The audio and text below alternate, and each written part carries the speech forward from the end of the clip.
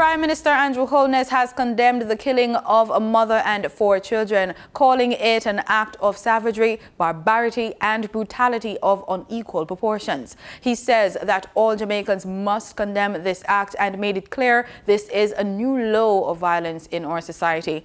The Prime Minister says this is not just a case of domestic violence, but reflects how we have normalized violence. This murder represents an attack on our civility, an attack on our sensibilities, and it is an attack on our nation. This is a point where all Jamaicans should reflect on the level of violence in the society and how we have come to normalize violence, and that each and every one of us, how we rear our children, how we interact with each other, how we conduct our social transactions, we must all turn away from violence as a means of resolving disputes and conflicts.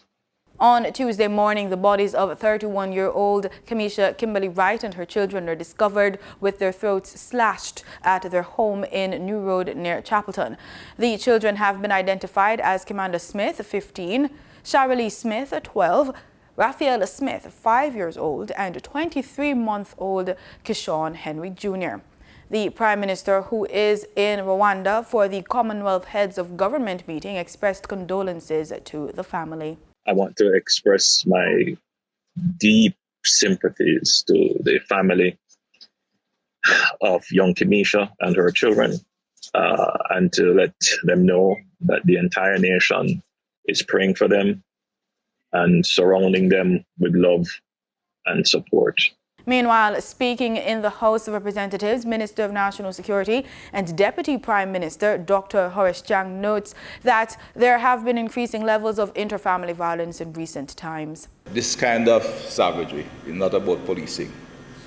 It's a far deeper psychosocial problem which we have to unite on as a country, as a people, and find the ways of identifying the vulnerable ones and begin to get at the root cause of this prevalence of violence. The government has in fact established a Violence Commission, which will bring some academic and discipline to the thoughts and to what is happening, but our action and our commitment cannot await that report.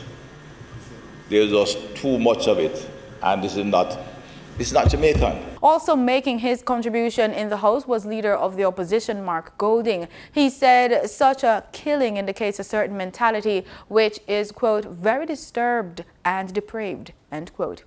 And it indicates that our country has a problem with violence, which is multifaceted. It is not limited to the kinds of violence which has generally been preoccupying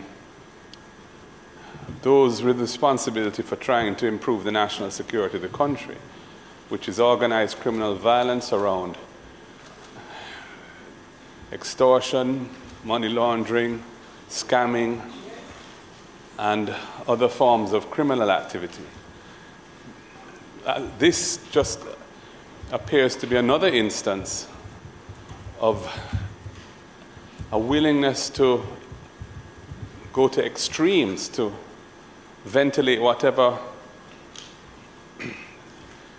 hurt feelings or anger may have been preoccupying the mind of the perpetrator.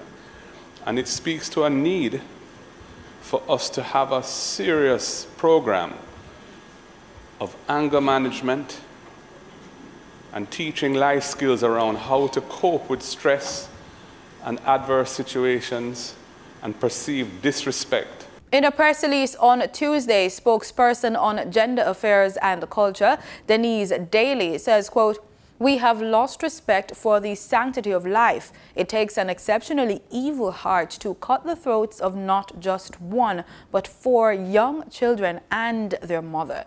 This is an unforgivable act which must be condemned and never repeated," end quote. The person of interest in the gruesome killing, Roshane Barnett, who's 23 years old, is now in custody, according to police. The police say Barnett, also known as Jet and Nick, is a cousin of the family.